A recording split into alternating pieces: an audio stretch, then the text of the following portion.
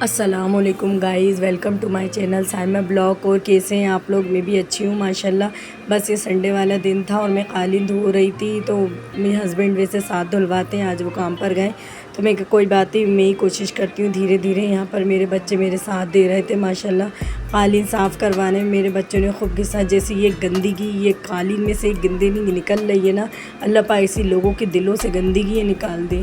अगर आप लोगों को मैं अच्छे से तहे दिल से आप सबसे विनती कर रही हूँ, अगर आप लोगों को मेरे ब्लॉग अच्छे नहीं लग रहा है और नहीं देखना तो प्लीज़ अनसब्सक्राइब कर दें, बट मेरे पापा के पास जाके चुगली ना करें, वरना ऐसा ना हो कि हश्र के मैदान में आपकी पकड़ और मैं साथ हूँ और आप साथ में हो, फिर सोचना आप, क्योंकि ज़िंदगी भर मरते दम तक मैं उस शख्स को माफ़ नहीं करूँगी जो मेरे मम्मी पापा से जाकर मेरे लिए कहना। अरे जिन्हें कहना है मुझसे कहें। और पहली बात, अल्लाह पाक दीन तो यही सिखाता है ना, आप उनकी हिदायत की दुआ करें, उन्हें समझाएं, 3 बार बोलें, अगर वो चौथी बार नहीं सुन रहे तो उनके हालातों पे छोड़ दें, पर ऐसा तो ना करें कि मेरी फैमिली को जाकर बोलें। प्लीज़ आप लोगों से मैं अच्छे से कह रही हूँ, अगर मैं बदतमीज़ी पे उतरी आई ना, फिर सबको पता है अच्छे से मैं बदतमीज़ कितनी हूँ। फिर यहाँ पे शाम का टाइम हो गया था और मेरा दूध उबल गया था, बस दूध फट गया था, तो मैंने फिर इसकी रबड़ी बना ली। मैं कहा बच्चे खा लेंगे कुछ। यहाँ पे चाय बन रही है, 5 बजे का टाइम है, तो हमारे मियाँ दूसरी जगह काम कर रहे थे, तो मैंने एक जगह पे चाय भी चढ़ा दी थी कि उनकी चाय भी हो जाएगी, उनके ये भी हो जाएंगे। बस मैं थक गई हूँ सबका सुन सुन के कि किसी की सक्सेस, किसी की कामयाबी कि किसी को अच्छी नहीं लगती क्या? ये ख़ानदान वालों से ही चल रहा। मैं कितना अच्छा समझती थी, मैंने अगर अपने पापा के बाद अगर मैंने किसी को अहमियत दी ना, तो शायद मैंने इस शख्स को अहमियत दी। मैं कितनी मोहब्बत करती थी, फिर भी मेरे पापा के पास जाके कहा जा रहा है गलत है ये सब। कभी माफ़ नहीं करूँगी मैं, मुझसे नहीं रखना मत रखो, पर प्लीज़ ये सब बिल्कुल ना करें आप लोग। यहाँ पे मैं गोला की सीख कबाब बना रही हूँ, क्योंकि शाम को 7-8 बजे का टाइम था और सबको घर में खाना था, तो मैंने यही कर लिया, तो सबने खा लिया। बाजू में जो कुकर चढ़ा है इसमें कबाबों का हो रहा है। एक तो ये भी है कि रिश्तेदारों में गैरों में बांटा जाता है, अपने तो कहीं है ही नहीं, अपनों में तो गोश्त बटता ही नहीं है। हाँ, एक ये भी है, रिश्तेदारी बहुत अच्छी निभा रहा है, हमें रोक रहा है, हमें वीडियो को रोक रहा है, सबको रोक रहा है। क्या ये जाना अपनी, क्या हक़ क्या लगता है हमारा आपसे? क्या आप हमारे भी कोई हुकूक हक़ अदा करें? आप पूरे मोहल्ले में बांट रहे हैं, आप सबको दे रहे हैं, आपको हम नज़र आए हिस्सा बांटने के लिए, देने के लिए, और आप पापा से जाके कह रहे हैं? अरे आप हमसे बात करिए, हमसे पूछिए, हम आपको जवाब देंगे। ये हमारे आदमी की इजाज़त से, और आप लोग जितना हमें टोकोगे हम उतना आगे बढ़ेंगे। थक गई हूँ मैं आप सब का सुन के। जिसको मुझसे रखना है रखे, जिसे नहीं रखना है मत रखे। वैसे भी कहा कि रिश्तेदारी है, मैंने तो देख ली अच्छी रिश्तेदारी है। गैरों को अपना बनाओ तो शायद वो अपने हो भी जाएंगे, पर रिश्तेदार कभी अपने नहीं होंगे। मैंने तो देख लिया है कैसे रिश्तेदार हैं मेरे। बस मैं सबसे बेस्ट अपने ददियाल वालों को मानती हूँ, जो मुझसे कभी मिलते हैं तो अच्छे तहे दिल से मिलते हैं, और नहीं मिलते तो कोई बात नहीं। हम लोग इतने बिज़ी हैं कि हम लोगों को एक दूसरे का टाइम ही नहीं है, पर ये अच्छा है। पर प्लीज़ मैं आप लोगों से विनती कर रही हूँ, मेरे पापा को जा के मत बोलिए, और अगर ये कुछ होता ही तो फिर मुझे मजबूरन, मैं बस कुछ कहना नहीं चाहती इसलिए क्योंकि मैं मजबूर हूँ। प्लीज़ आप लोगों को जो कहना है मुझसे आके कहिए, मैं सुनूंगी ना। देखिए आप गोला कबाब कैसे लग रहा है आपको? बस ऐसी टेंशन में मैं तो ब्लॉग बनाना ही नहीं चाह रही थी, पर मैं क्या करूं, मैं थक गई। कैसा लग रहा है अनस? अनस तुम तो खा ही रहो, बोलो तो।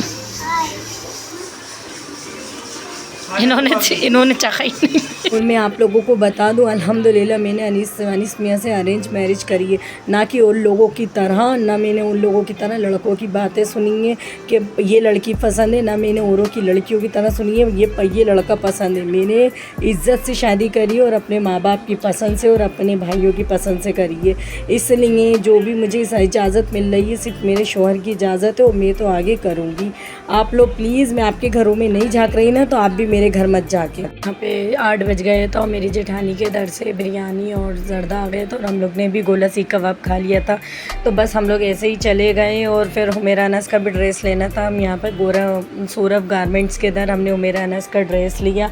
ये यहाँ पे हुमेरा मस्ती कर रही थी, अनस भी मस्ती कर रहे थे। फिर हमने दोनों बच्चों के लिए ड्रेस लिए।